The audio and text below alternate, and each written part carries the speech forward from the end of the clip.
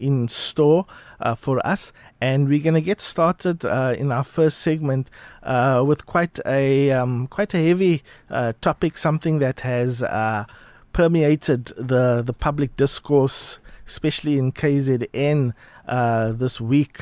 In fact, this past 2 weeks. And that is the issue of what is happening in our universities. More specifically, the University of KwaZulu-Natal has been making headline news. And tonight in studio, to help give us some insight and perspective, I have three studio guests who are postgraduate students at the University of KwaZulu-Natal in Durban. And I'm going to get started by asking them to just briefly introduce them to you.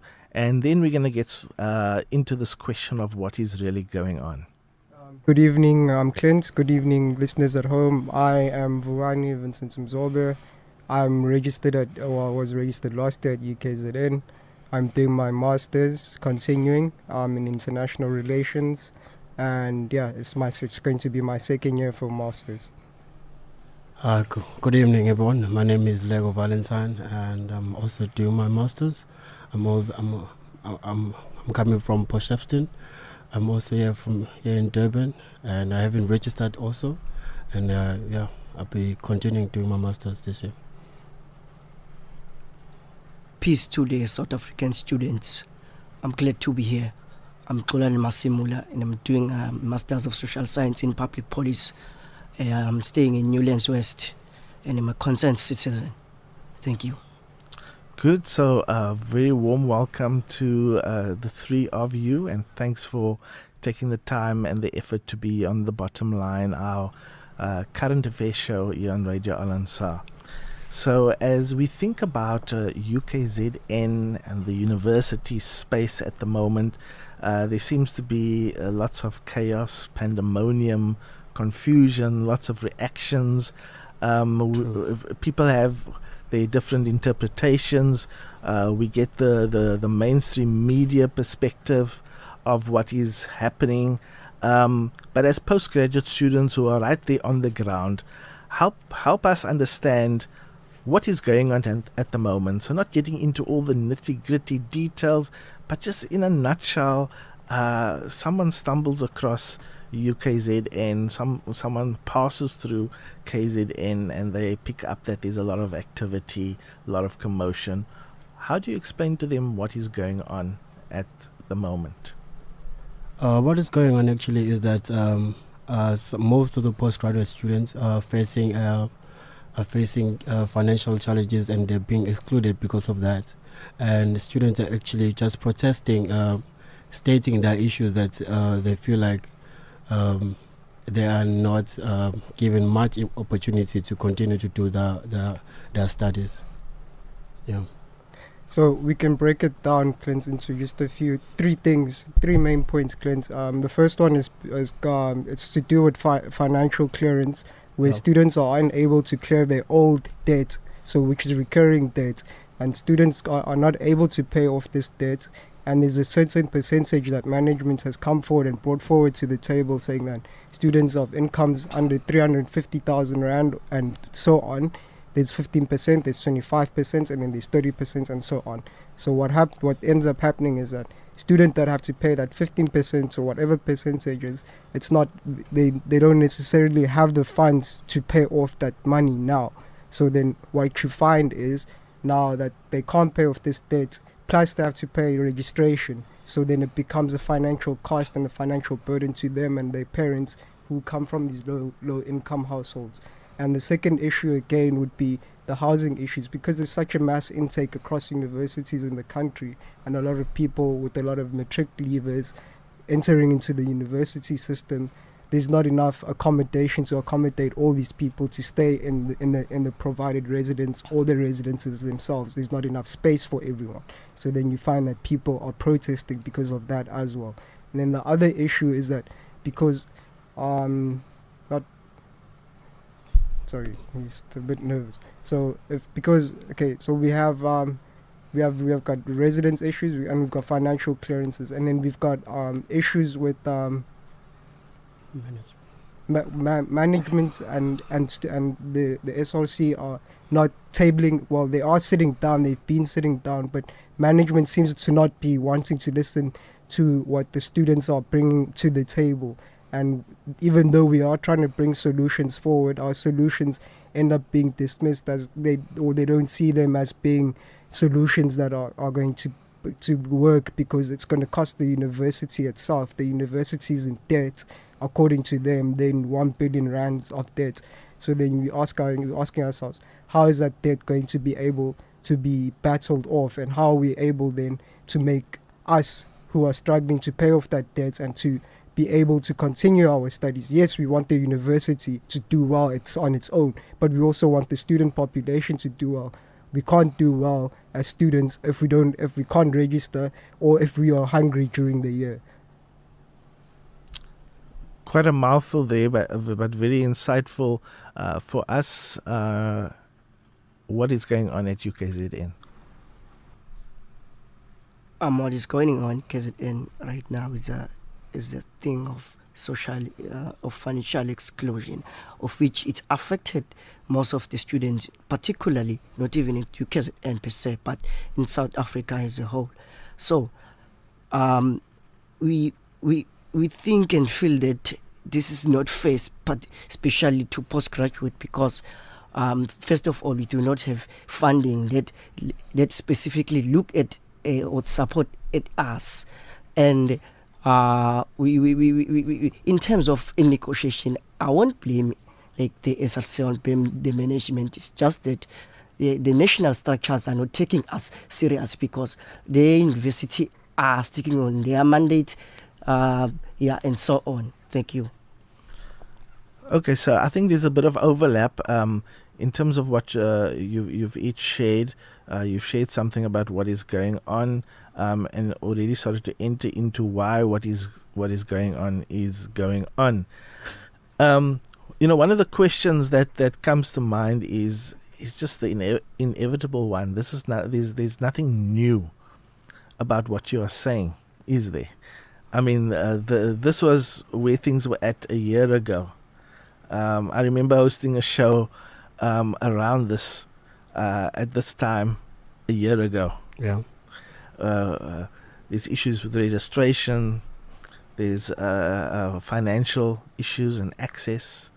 There's debt and not having access to your records or being able to graduate. There are issues with res. There are communication, dialogical issues when it comes to management and so on. So is there anything different about 2020 compared to a year ago or what has come before? Or is it just more of the same?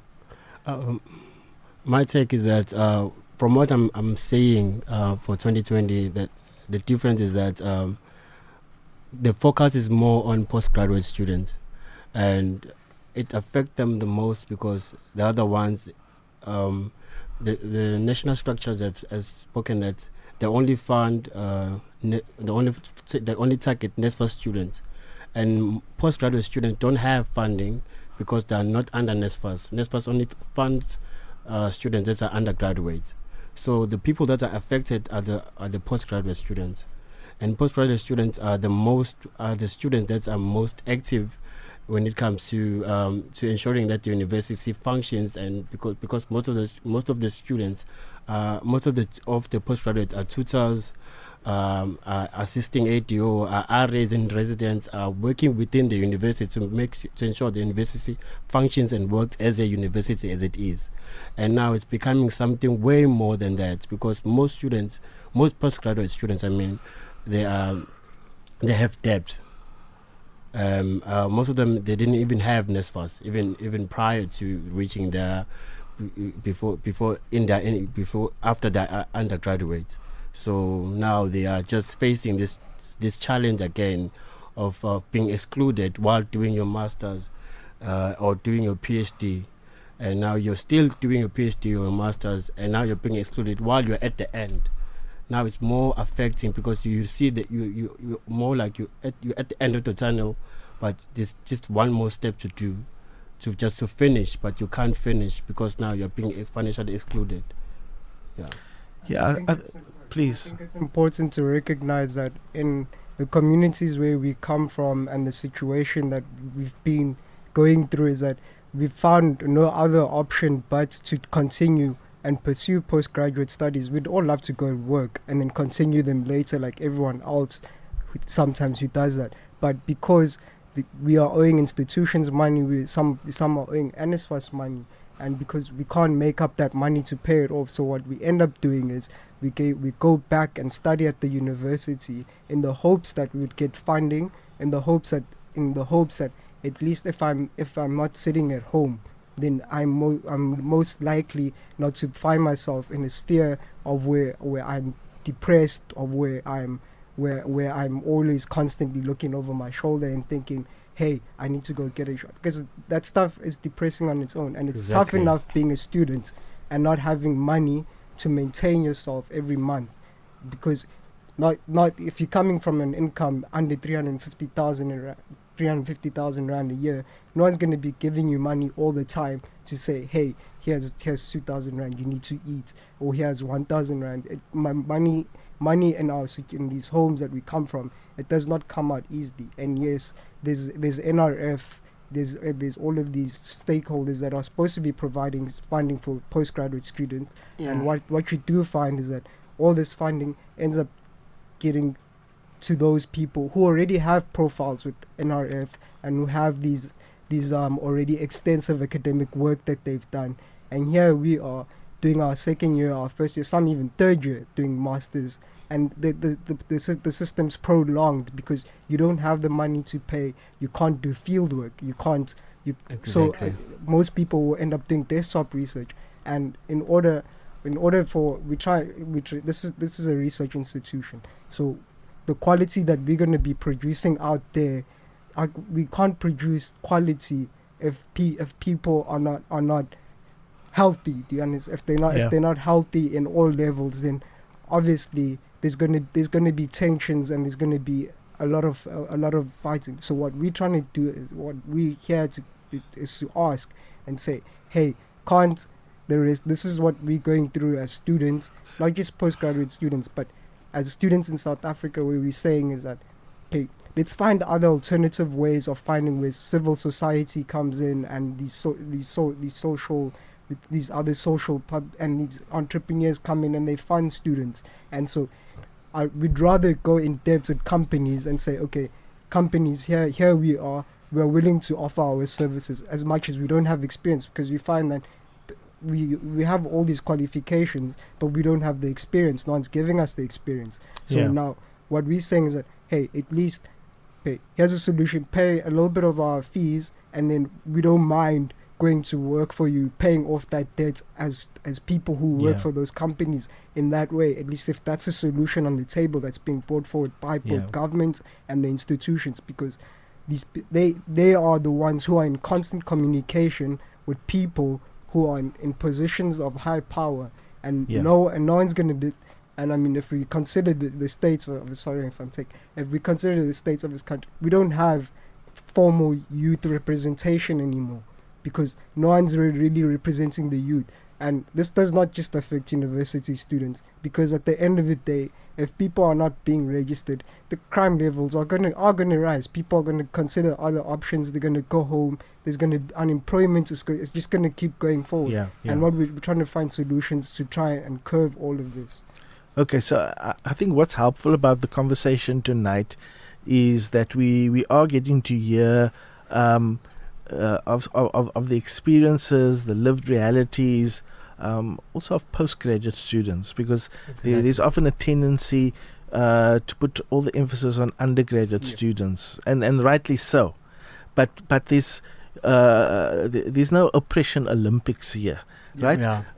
Postgraduate students come with another set of challenges and needs and priorities that cannot be relegated to the margins. And in fact, as has rightly been said, at the end of the day, a university is set apart as a research university, and so is absolutely dependent on postgraduates. Our time has run out. Tonight is just a starting point in terms of the 2020 situation. So we've just got 1 minute to go, and so I just want to jump ahead, because we're just getting started with this discussion this year. We're going to follow up on this in the weeks, in the months to come. But just very quickly, help our listeners understand what needs to happen now practically. There's currently a breakdown in relations. There's a deadlock. There are all these protests taking place. There are issues. There are people crying violence. All of that. What are 1 or 2 or 3 very simple, practical things that have to happen in the immediate context in terms of not necessarily resolving the issue right away, but in just helping move us forward, that we can build upon? I think in nowadays, at this time, it's times to put the evolution and revolution aside and stick to the reality. Why I'm saying this, it's because we are equal, and we need to enjoy the fruit of the benefit of the NSFAS funding or whatsoever. So if I'm not like getting funding on that particular as a postgrad, I feel like I'm socially excluded as well. So I think the university must come with I think the university must compromise, as well as us as students must compromise and reach a consensual agreement whereby we tackle this issue in a good manner and move forward without violence, without any killing of anyone or destruction of any property. That is all I wish to state. Thank you. For me, I think the best option is that even because most of the students they are owing, and then there has been some form of ways that the university have tried to tackle this, and there has been some acknowledgement of debt of debt forms and stuff, and even reg and stuff. I think the university should assess and try to see the different type of students. There are some students that are really in need. There's some students that are really not that in need. They can pay, but they can pay some money. But that's what I think that we should also, as students, we need to pay the universities, because we cannot just study just without paying. We need to also support the university as it is something that we need in our life. I think that we also have to somehow pay the universities some set of amount, but not a huge amount, like 15%. Some of the students 15% is more like 60,000 is 60,000, which is a huge amount for a student in February to pay. It's something that is very huge. So yeah. Okay, last word to you, Vukani. So I think we recognize what the institution's going through, and we recognize from our part what we've done and what we're going through. But the thing is now, the call now goes out to not just the university, but society in general, just to say, here are the issues we are facing, and tomorrow we're going to be your employees. So if we're being neglected by the institution and the public is also against us, then we have no one. No one is talking for the students, but we're just being viewed as those people who are perpetrating violence in the campuses, which is not that is not the truth.